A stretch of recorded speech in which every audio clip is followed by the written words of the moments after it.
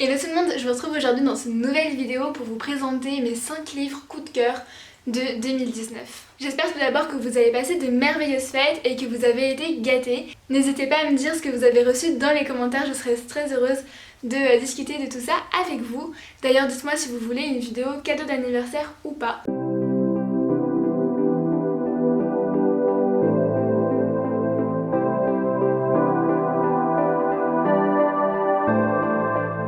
Dans cette vidéo, je vais vous parler de La vie secrète de Bee de Sarah Wolf, de Meurtre mode d'emploi à l'usage des jeunes filles de Holly Jackson, de Seras-tu là de Guillaume Musso, Tu as promis que tu vivrais pour moi de Karen Ponté, et enfin de Maintenant que tu le dis de Kristen Higgins. On va commencer avec La vie secrète de Bee de Sarah Wolf et c'est vraiment ma lecture la plus récente. Donc c'est vrai que je m'en souviens plutôt bien. Je l'ai acheté sous les merveilleux conseils d'une de mes amies sans même lire le résumé. Donc quand j'ai commencé ma lecture, je savais pas du tout de quoi il allait parler et franchement j'ai adoré. C'est l'histoire de Bee qui est boursière dans un lycée assez prestigieux et donc elle essaie d'avoir de très bonnes notes pour rentrer par la suite dans une école de psychologie, en psychologie, et donc tout ça c'est pour pouvoir aider son père qui est malade mentalement et donc voilà, elle veut vraiment l'aider. Sauf qu'en fait il va lui tomber des choses dessus et j'ai pas trop envie de vous en dire plus. Si vous avez envie d'en savoir plus, je vous conseille de lire le résumé, je vous le mets soit à l'écran, soit je vous mets un lien directement dans la barre d'infos. Mais c'est vrai que je pense que on n'a pas vraiment besoin d'en savoir plus pour lire le livre. Comme je vous l'ai dit, j'ai lu ce livre sans même savoir de quoi il parlait et je trouve ça plutôt bien parce que ça nous permet de vraiment découvrir en même temps que les personnages. Donc écoutez, libre à vous de lire le résumé, mais c'est vrai que, en tout cas, je vous le recommande vraiment et je vais vous dire pourquoi dans les points suivants. Dans ce livre, on suit deux personnages principaux, un garçon et une fille, et ce qui est plutôt intéressant, je trouve, c'est qu'on a les deux points de vue. Ça marche par chapitres alternés, donc à un chapitre, on va suivre un personnage, à un autre personnage, et du coup c'est vrai que je trouve que ça met un petit peu de rythme dans le récit et c'est intéressant de voir un petit peu ce que pensent les deux personnages. Deuxième chose, et ça c'est un petit peu dans tous ces récits, puisque je sais pas si vous avez lu la saga Je te hais, qui est juste derrière moi ici, mais en fait à chaque fois le personnage principal féminin a un caractère bien trempé. Moi j'aime beaucoup les personnages un peu badass, etc. Féminins, je trouve ça assez sympa et assez inspirant. On va continuer avec mon plus gros coup de cœur de l'année 2019. Il s'agit de Meurtre mode d'emploi de Holly Jackson. Franchement j'ai tout aimé dans ce livre, l'intrigue, les personnages, les lieux, la description, vraiment tout. Je vous en ai d'ailleurs parlé dans mon vlog lecture, je le lisais pendant ce vlog, je vous le mets d'ailleurs dans le petit si ça vous intéresse. Mais c'est vrai, donc là je vous en avais déjà un petit peu donné mon avis, mais comme c'est vraiment mon plus gros coup de cœur de l'année 2019, j'avais vraiment envie de l'inclure dans cette vidéo. Cette histoire se passe en Angleterre et on va suivre Pippa, une adolescente qui décide de faire son TPE sur un meurtre qui s'est passé il y a 5 ans. Donc un TPE, je le rappelle pour ceux qui ne savent peut-être pas ce que c'est un espèce de grand oral qui compte pour le bac. En France, avec la nouvelle réforme du lycée, du bac et tout, les TPE n'existent plus, mais peut-être qu'en Angleterre si, comme c'est un livre anglais, je sais pas trop. Mais du coup voilà, donc elle va décider de faire son projet de grand oral sur ce meurtre qui s'est passé il y a 5 ans dans sa ville natale, dans sa ville en fait où elle vit. Et donc il y a 5 ans auparavant, une jeune adolescente de son même âge a disparu. On n'a jamais retrouvé son corps, son cadavre. Pourtant, son petit copain de l'école s'est suicidé et a laissé une lettre en avouant en fait que c'était lui qui avait tué donc sa copine et qu'il s'en voulait tellement et il pouvait plus vivre avec ça et donc il s'est suicidé mais n'a pas ajouté plus de détails que ça sur pourquoi est-ce qu'il avait fait, etc. Et donc Pippa va décider de porter tout son grand oral là-dessus et de mener l'enquête parce qu'elle est persuadée qu'il y a un mensonge derrière tout ça et du coup elle est bien décidée à retrouver qu'est-ce qui s'est réellement passé. Franchement j'ai vraiment adoré ce livre.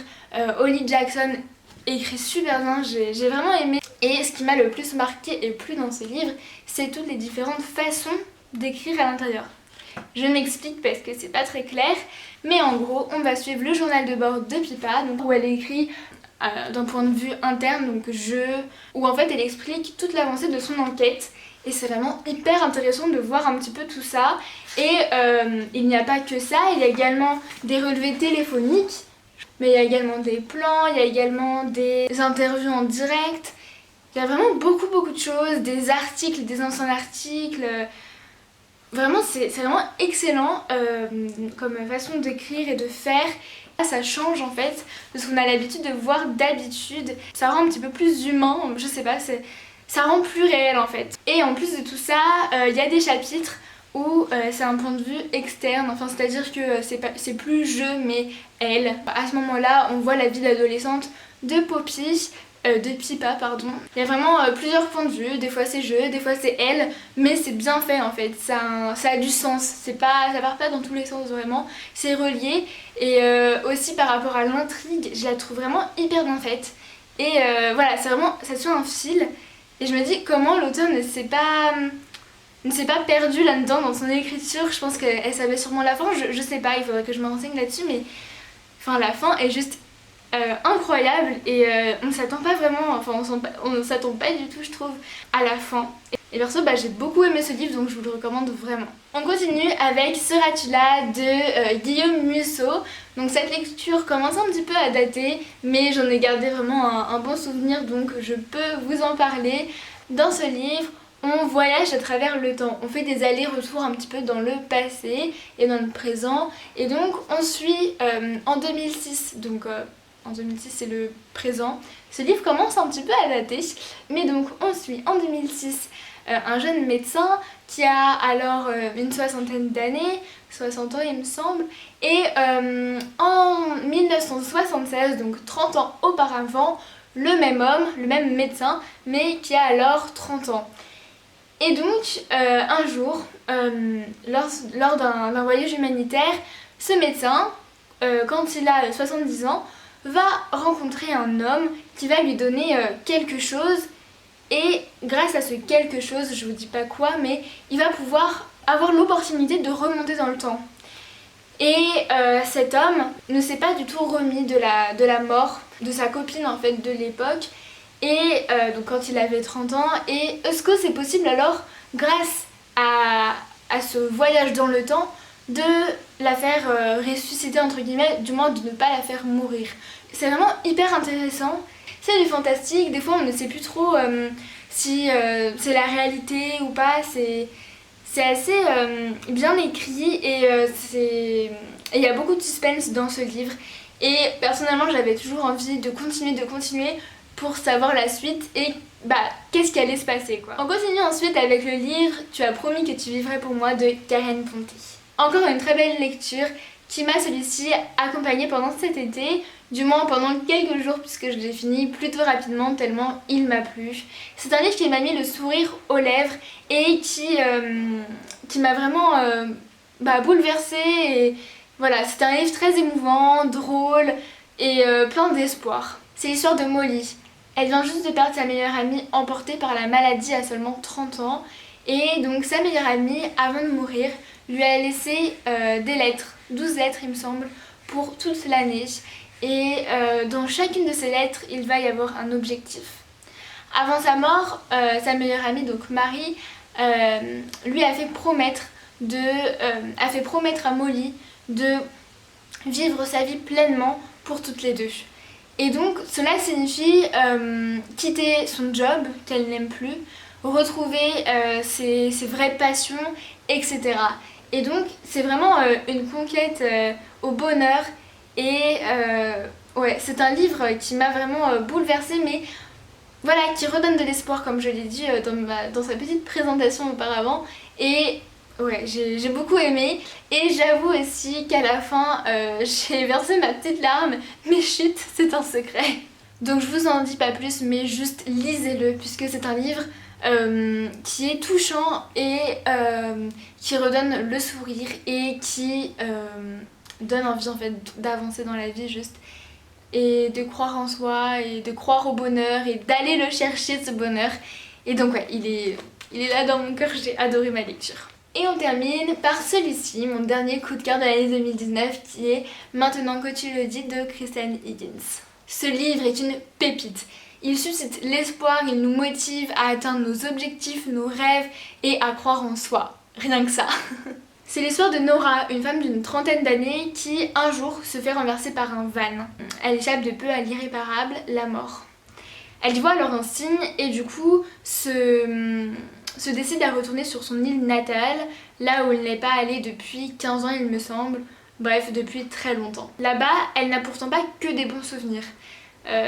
Pas du tout beaucoup de bons souvenirs d'ailleurs, et elle ne s'entend même pas avec sa mère. Nora, c'est un personnage qui a vécu un passé très compliqué et pourtant elle arrive toujours, enfin du moins elle essaie toujours de se relever. Sur son île natale, elle va vraiment essayer d'améliorer les choses avec sa mère et pas seulement. Et voilà, c'est vraiment un livre qui nous donne envie, comme Nora, de se relever, de croire en soi et d'avancer malgré les obstacles compliqués.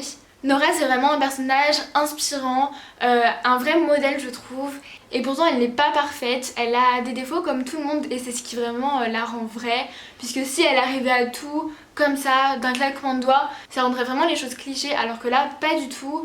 Voilà, c'est une humaine, un humain, comme tout le monde, et voilà, ça rend l'histoire encore plus vraie, plus touchante. Donc voilà, j'en ai fini avec mes 5 petits coups de cœur de cette année 2019 niveau livre.